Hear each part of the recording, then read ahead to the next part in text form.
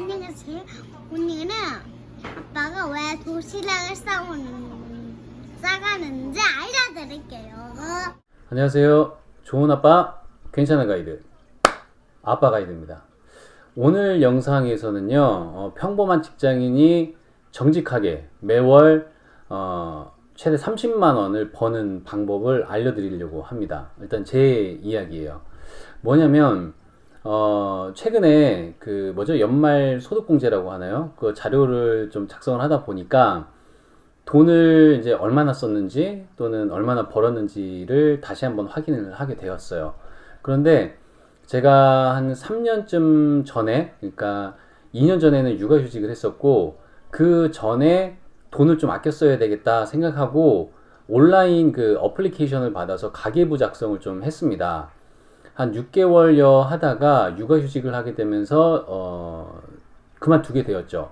그리고 휴직에서 복직한 후에 다시 한 6개월 정도 있다가 또 이제 돈 씀씀이가 점점 커지는 거예요. 다시 이제 사회생활을 하다 보니까. 그래서 다시 가계부를 쓰기 시작했습니다.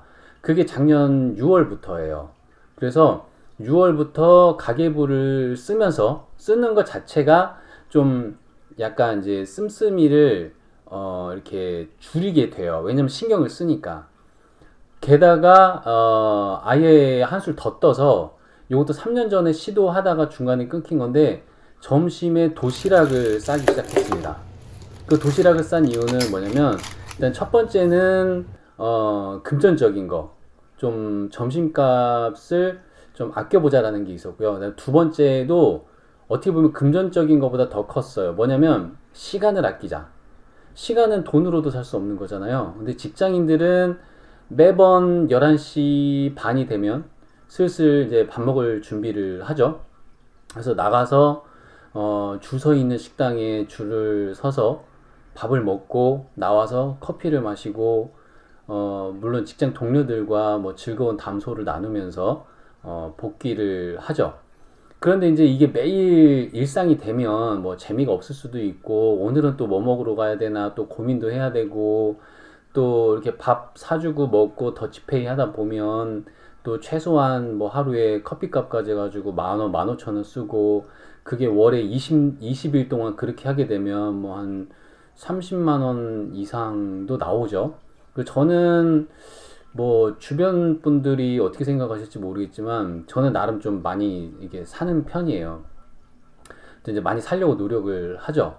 왜냐하면 뭐 나름 기회가 될 때 뭐 사는 게 좋다고 생각은 해요. 물론 뭐 비싼 거를 막 생색내면서 사오고 막 이럴 정도는 아니지만 그래도 뭐 저렴한 식사 가능하면 내가 살 수 있으면 내가 사자라는 주의라서 월에 한 50만 원에서 100만 원 정도는 쓰고 있습니다.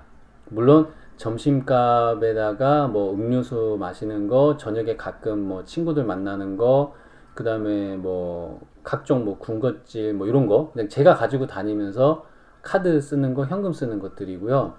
이제 핸드폰 비용, 뭐 공과금, 그 다음에 뭐 생활비 이런 것들은 일절 제가 쓰지 않습니다. 그래서 오로지 제 이제 용돈 같은 개념인데 제 용돈을 어떻게 썼는지, 어떻게 써서 월에 30만 원씩 아꼈는지, 그리고 돈을 아끼면서 점심을 혼자 먹으면서 도시락을 먹으면서 시간을 어떻게 활용하는지를 보여드리려고 합니다. 일단 그 어플리케이션을 쓰는데요. 일단은 그 안드로이드 같은 경우는 카드하고 연동시켜 가지고 카드를 쓰면 어플리케이션을 바로 입력되는 경우가 있더라고요. 근데 저 같은 경우는 아이폰을 쓰는데요. 이제 직접 이렇게 다 쳐야 됩니다. 수기로. 그래서 뭐 몇 개나 놓친 것도 있을 수는 있는데 어쨌든 흐름을 뭐 보여드리려고 하는 거니까요. 일단 6월부터 금년 1월까지 약 7개월 동안 쓴 금액을 한번 보여드릴게요. 도표로 보여드리겠습니다. 네, 식비, 교육비, 의료비, 음료비, 교통비, 봉헌, 군것질, 모바일 앱, 차량 유지비, 생필품, 경조사, 미용, 공과금, 회비 이렇게 나와 있는데요. 이 중에 눈에 띄는 게 뭐냐면 요 식비예요. 그쵸? 6월 달에 가계부를 쓰기 시작했고 이때부터 도시락을 싸기 시작했어요. 근데 도시락을 매일 싼 건 아니고 조금씩 이제 틈틈이 쌌습니다. 그래서 24만 5천 원 정도를 썼죠. 그 다음에 이제 7월에는 좀 더 많이 아끼게 됐어요. 16만 원 정도. 그 다음에 8월에는 뭐 휴가도 있고 막 이러다 보니까 더 줄어들었죠. 8만 2천 원. 그리고 9월 달에는 추석도 있었고 또 그때는 제가 영국 출장을 갔었거든요. 한 일주일. 그러다 보니까 그때도 비용을 덜 써서 12만 원. 그 다음에 10월 달 같은 경우는 계속 이제 아끼는 습관들을 이제 좀 더 유지하면서 13만 원대. 그리고 11월 달 같은 경우도 뭐 출장도 있고 연수 출장도 있고 하다 보니까 이제 2만 7천 원대. 그리고 이때는 도시락을 못 사면 그냥 3천 원짜리 김밥을 사서 김밥 먹으면서 혼자 시간을 보냈어요. 그리고 12월에는 아무래도 또 연말이니까 직장 동료분, 그 다음에 그래도 평소 못 만났던 친구들 뭐 한 번, 두 번 정도 만나면서 뭐 점심 식사 또는 저녁 식사 한 게 이제 22만 8천 원 정도. 그 다음에 1월 달은 거의 매일 도시락을 쌌고요.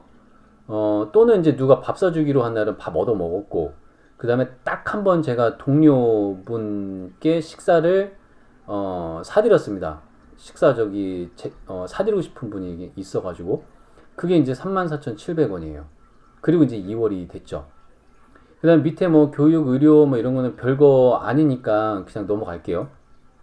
네, 이제 이 씀씀이들을 이제 그래프로 나타내 볼게요. 그래프로 나타냈을 때 어떻게 되는지 한번 보여드리겠습니다.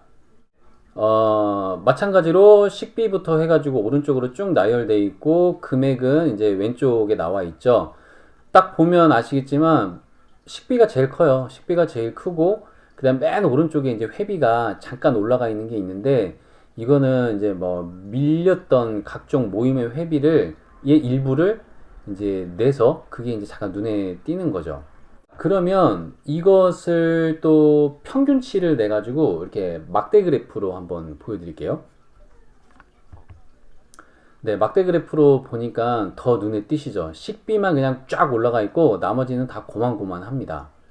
자, 그러면 제가 쓰는 전체 금액 중에 식비가 얼마큼 이렇게 차지하는지 한번 그래프를 보여드릴게요. 네, 이 위에 있는 게 제 씀씀이의 합계입니다. 당연히 이제 총계니까 맨 위에 있죠. 그 다음에 이제 식비를 보면은 비중이 거의 같아요. 그쵸? 그리고 거의 같은데, 대략 봐도 차이가 어느 정도 나는지 알 수 있습니다. 얼마큼 나나요? 딱 50%예요. 제 총 지출의 약 50%가 10%입니다. 제 총 지출의 딱 50%가 식비예요. 그러니까 어마어마한 걸 알 수 있죠. 제가 서두에 말씀드린 것처럼 보통은 한 50만 원에서 100만 원을 제가 쓰는데 도시락을 싸기 시작했고 가계부를 쓰면서 좀 아껴 쓰자라는 마음을 이제 갖고 다니니까 그만큼 이제 씀씀이가 많이 줄어드는 건데 그렇게 했더니 일단 총 지출 자체가 이렇게 줄어들었고 줄어들었던 금액 중에 절반 정도가 이제 식사비입니다. 식사비는 이제 월에 한 10만 원 정도라고 볼 수 있을 것 같고 금년 1월 달, 한 달 전에는 이제 딸랑 진짜 3만 원대로 나왔으니까요. 도시락을 싸면 말 그대로 돈이 안 든다는 얘기죠. 물론 도시락 싸는데 좀 번거로움도 있고 또 도시락 싸는 거에도 비용이 조금 들기는 하죠. 근데 뭐 간단한 거 싸고 있어요. 대략 좀 뭐 마른 반찬 위주로 하고 있고요. 이제 회사에서도 동료분들이 이제 도시락 드시는 분들이 계세요. 근데 저는 혼자 밥을 먹습니다. 근데 혼자 먹는 또 공간이 있는데 그 공간에 가끔 또 저처럼 외롭게 도시락 드시러 오시는 분들이 종종 계실 때는 있어요. 근데 제가 이제 혼자 먹으려고 하는 이유는 서두에 말씀드린 대로 돈보다 더 중요한 이제 시간인 거죠. 그 1시간 동안 자기 개발 또는 뭐 취미생활 하는데 쓰려고 하는데 뭐 제가 그 관광통역 안내사 관련된 노하우를 많이 공유해 드리잖아요. 그리고 영어 자격증을 추가로 좀 따야 되는데 토익이 너무 안 돼서 토익 공부를 좀 해야 돼요. 그래서 점심에 토익 공부를 좀 하기도 하고요. 그 다음에 5월에 또 다른 필기 시험 하나를 도전하고 있는데 그 필기 시험에 대비해서 조금씩 점심에 그 온라인 강의와 함께 이제 책을 보는 시간을 갖고 있습니다. 그래서 돈을 아끼는 것도 되게 좋은데요. 돈을 아끼면서 혼자만의 시간을 쓰면서 뭔가 자기 개발하는데 노력하고 있다는 것 자체가 뭔가 특별하다는 생각이 좀 들어요. 저는 원래 사람들하고 이렇게 어울리는 거 좋아하는 스타일인데 갑자기 이렇게 아웃사이더 같은 활동을 하니까 이게 좀 외로워지는 거 아닌가? 좀 한켠으로 그러니까 좀 밀려나는 거 아닌가라는 걱정도 조금 듭니다만, 뭐 근본적으로 제가 그런 사람은 아니기 때문에 오히려 되게 바쁜 일상 중에 나만의 시간을 가지면서 뭔가 특별한 나만의 노력을 하고 있다는 것 자체가 나름 좀 보람도 되고 기분도 좋아지는 것 같습니다. 물론 이 공부를 한다는 거, 아까 무슨 필기시험 준비한다는 거, 토익 준비한다는 게 좋은 결과로 이어지면 더욱 좋겠지만, 설령 노력한 목표한 만큼 이루지 못하더라도 그냥 이 과정 자체가 그냥 꾸준하게 이어졌을 때는 언젠가는 제가 원하는 무언가를 얻을 수 있다고 생각하기 때문에 이 패턴을 계속 유지하려고 합니다. 그래서 생각은 해봤는데 실천하지 못하셨던 분, 저도 더 어렸을 때는 생각은 했지만 하면 되지라고는 생각했지만 결국 실천을 못했던 건데, 실천해보니까 뭐 되고 재밌고 보람도 느껴지고 이런 습관이 몸에 배일 것 같습니다. 그래서 여러분들도 혹시 관심이 있으신 분들은 한번 실천해 보세요. 금전적인 거, 자기 개발에 대한 가치를 한 번에 이룰 수 있는 방법입니다. 긴 시간 봐주셔서 감사합니다.